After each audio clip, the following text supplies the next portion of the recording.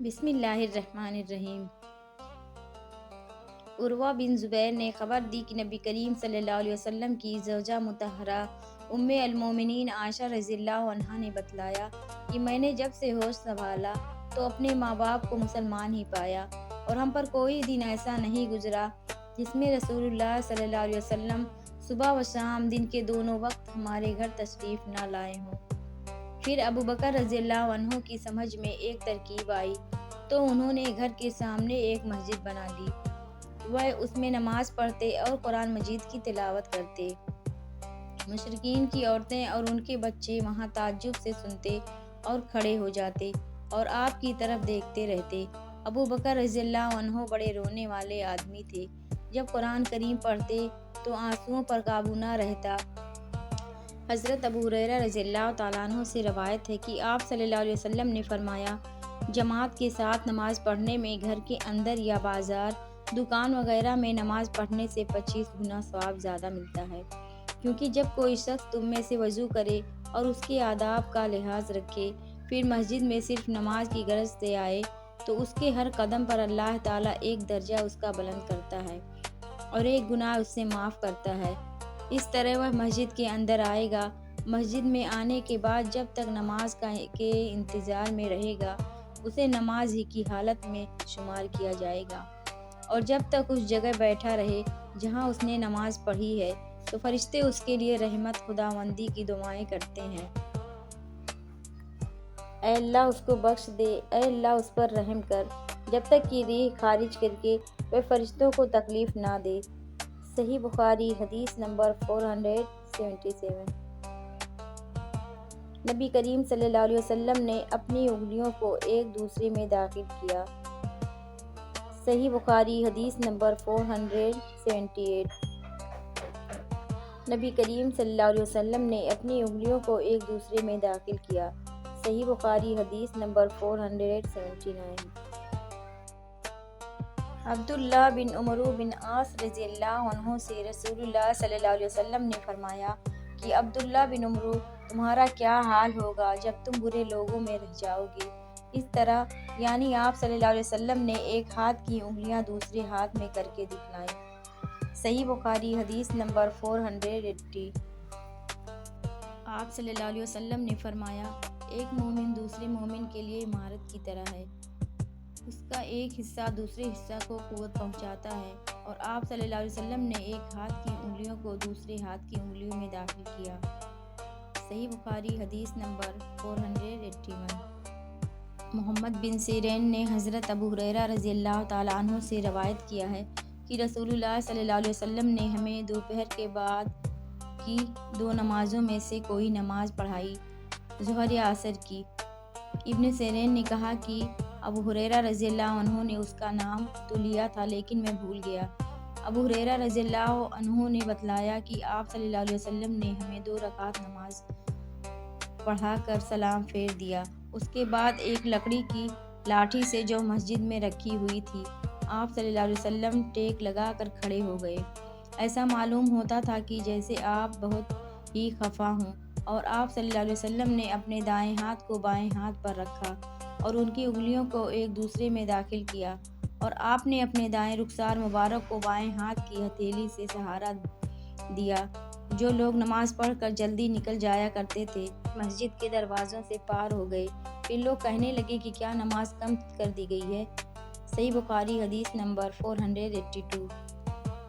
حاضرین میں ابو بکر اور عمر رضی اللہ عنہ بھی موجود تھے، لیکن انہیں بھی آپ سے بولنے کی ہمت نہ ہوئی۔ انہی میں ایک شخص تھے جن کے ہاتھ لمبے تھے اور انہیں ذوالیدین کہا جاتا تھا۔ انہوں نے پوچھا، یا رسول اللہ، کیا آپ صلی اللہ علیہ وسلم بھول گئے؟ کیا نماز کم کر دی گئی ہے؟ آپ صلی اللہ علیہ وسلم نے فرمایا کہ میں بھولا نہیں ہوں اور نہ نماز میں کوئی کمی ہوئی ہے۔ پھر آپ صلی اللہ علیہ وسلم نے لوگوں سے پوچھا، کیا ذوالیدین صحیح کہہ رہے ہیں؟ حاضرین بولے کہ جی ہاں۔ یہ سن کر آپ صلی اللہ علیہ وسلم آگے بڑھے اور باقی رکعتیں پڑھیں، پھر سلام پھیرا، پھر تکبیر کہی اور سہو کا سجدہ کیا، معمول کے مطابق یا اس سے بھی لمبا سجدہ، پھر سر اٹھایا اور تکبیر کہی، پھر تکبیر کہی اور دوسرا سجدہ کیا، معمول کے مطابق یا اس سے بھی طویل، پھر سر اٹھایا اور تکبیر کہی، لوگوں نے بار بار ابن سیرین سے پوچھا کہ کیا پھر سلام پھیرا؟ تو وہ جواب دیتے کہ مجھے خبر دی گئی ہے کہ عمران بن حسین کہتے تھے کہ پھر سلام پھیرا۔ صحیح بخاری حدیث نمبر 482۔ موسیٰ بن عقبہ نے کہا کہ میں نے سالم بن عمر رضی اللہ تعالیٰ عنہ کو دیکھا کہ وہ مدینہ سے مکہ تک راستے میں کئی جگہوں کو ڈھونڈ کر وہاں نماز پڑھتے اور کہتے کہ ان کے باپ عبداللہ بن عمر رضی اللہ عنہ بھی ان مقامات پر نماز پڑھا کرتے تھے، اور انہوں نے رسول اللہ صلی اللہ علیہ وسلم کو ان مقامات پر نماز پڑھتے ہوئے دیکھا ہے۔ اور موسیٰ بن عقبہ نے کہا کہ مجھ سے نافع نے ابن عمر رضی اللہ عنہ کے متعلق بیان کیا کہ وہ ان مقامات پر نماز پڑھا کرتے تھے، اور میں نے سالم سے پوچھا تو مجھے خوب یاد ہے کہ انہوں نے بھی نافع کے بیان کے مطابق ہی تمام مقامات کا ذکر کیا، فقط مقام شرف روحہ کی مسجد کے متعلق دونوں نے اختلاف کیا۔ صحیح بخاری حدیث نمبر 483۔ نبی کریم صلی اللہ علیہ وسلم جب عمرہ کے قصد سے تشریف لے گئے اور حجۃ الوداع کے موقع پر جب حج کے لیے نکلے تو آپ صلی اللہ علیہ وسلم نے ذوالحلیفہ میں قیام فرمایا۔ ذوالحلیفہ کی مسجد کے قریب آپ صلی اللہ علیہ وسلم ایک ببول کے درخت کے نیچے اترے، اور جب آپ کسی جہاز سے واپس ہوتے اور راستہ ذوالحلیفہ سے ہو کر گزرتا یا حج یا عمرہ سے واپسی ہوتی تو آپ وادی عتیق کے نصیبی علاقہ میں اترتے، پھر جب وادی کے نصیب سے اوپر چڑھتے تو وادی کے بالائی کنارے کے اس مشرقی حصہ پر پڑاؤ ہوتا جہاں کنکریوں اور ریت کا کشادہ نالہ ہے۔ صحیح بخاری حدیث نمبر 484۔ یعنی بطحا میں یہاں آپ صلی اللہ علیہ وسلم رات کو صبح تک آرام فرماتے۔ یہ مقام اس مسجد کے قریب نہیں ہے جو پتھروں کی بنی ہے، آپ اس ٹیلے پر بھی نہیں ہوتے جس پر مسجد بنی ہوئی ہے، وہاں ایک گھر نالہ تھا، عبداللہ بن عمر رضی اللہ عنہ وہیں نماز پڑھتے، اس کے نصیب میں ریت کے ٹیلے تھے اور رسول اللہ صلی اللہ علیہ وسلم وہاں نماز پڑھا کرتے تھے۔ کنکریوں اور ریت کے کشادہ نالہ کی طرف سے سیلاب نہ آ کر اس جگہ کے آثار و نشانات کو پاٹ دیا ہے جہاں عبداللہ بن عمر رضی اللہ عنہ نماز پڑھا کرتے تھے۔ صحیح بخاری حدیث نمبر 484۔ نبی کریم صلی اللہ علیہ وسلم نے اس جگہ نماز پڑھی جہاں اب شرف روحہ کی مسجد کے قریب ایک چھوٹی مسجد ہے۔ عبداللہ بن عمر رضی اللہ عنہ اس جگہ کی نشاندہی کرتے تھے جہاں نبی کریم صلی اللہ علیہ وسلم نے نماز پڑھی تھی، کہتے تھے کہ یہاں تمہارے دائیں طرف جب تم مسجد میں قبلہ رو ہو کر نماز پڑھنے کے لیے کھڑے ہوتے ہو، جب تم مدینہ سے مکہ جاؤ تو یہ چھوٹی سی مسجد راستے کے دائیں جانب پڑتی ہے، اس کے اور بڑی مسجد کے درمیان ایک پتھر کی مار کا فاصلہ ہے یا اس سے کچھ کم زیادہ۔ صحیح بخاری حدیث نمبر 485۔ عبداللہ بن عمر رضی اللہ تعالیٰ عنہ اس چھوٹی پہاڑی کی طرف نماز پڑھتے جو روحہ کے آخری کنارے پر ہے، اور یہ پہاڑی وہاں ختم ہوتی ہے جہاں راستے کا کنارہ ہے، اس مسجد کے قریب جو اس کے اور روحہ کے آخری حصہ کے بیچ میں ہے۔ مکہ کو جاتے ہوئے اب وہاں ایک مسجد بن گئی ہے۔